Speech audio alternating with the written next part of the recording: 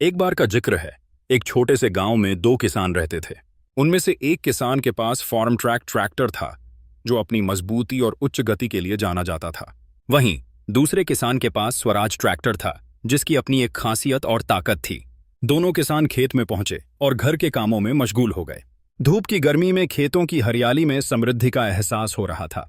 तभी अचानक स्वराज ट्रैक्टर ने फार्म ट्रैक ट्रैक्टर के काम से संतुष्ट होते हुए कहा, मुझे आज तुमसे रेस करनी है। ये सुनकर फार्म ट्रैक ट्रैक्टर का इंजन गरज उठा। वो हमेशा से ही प्रतियोगिता के लिए तैयार रहता था। दूसरे किसान ने जब ये बात सुनी तो उसने तुरंत धैर्य धारण करते हुए कहा, तो चलो रेस की तैयारी करते हैं। और इस चुनौती ने दोनों ट्रैक्टरों में उत्साह का संचार कर दिया। रेस के लिए जमीन को सही तरीके से साफ किया गया। दोनों किसान धैर्यपूर्वक अपनी ट्रैक्टरों की गति को लेकर चिंतित थे। उन्होंने अपने ट्रैक्टरों को तैयार किया, ईंधन भरा और गति का अनुमान लगाने लगे। जैसे ही रेस शुरू हुई, ट्रैक्टरों का धुआं खेत में फैल गया। फार्म ट्रैक ने अपनी जबरदस्त गति से शुरुआत की, वहीं स्वराज ने अपनी संतुलित शक्ति के साथ खुद को बनाए रखा।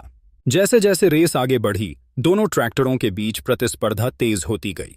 फार्म ट्रैक ने फुर्तीले अंदाज में आगे बढ़ने की कोशिश की, जबकि स्वराज ट्रैक्टर ने अपनी स्थिरता और गति से प्रतिस्पर्धा का सामना किया। ट्रैक्टरों के धड़धड़ाने की आवाजों ने खेत में प्रेम के माहौल को और भी दिलचस्प बना दिया। अंत में जैसे ही दोनों ट्रैक्टर रेस के अंत में पहुंचे, ये पता चला कि रेस की जीत दरअसल किसी की नहीं थी।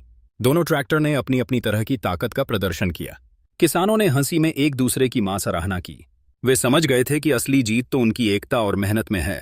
इस घटना ने गांव के अन्य किसानों को भी प्रेरित किया। अब वे साथ काम करने और प्रतिस्पर्धा को सकारात्मक रूप में देखने लगे। इसके बाद स्वराज और फार्म ट्रैक ट्रैक्टरों का नाम गांव में मशहूर हो गया। उनकी रेस ने न केवल सम्मान की भावना को जन्म दिया, बल्कि गांव में एकता और भाईचारे का संदेश भी फैलाया।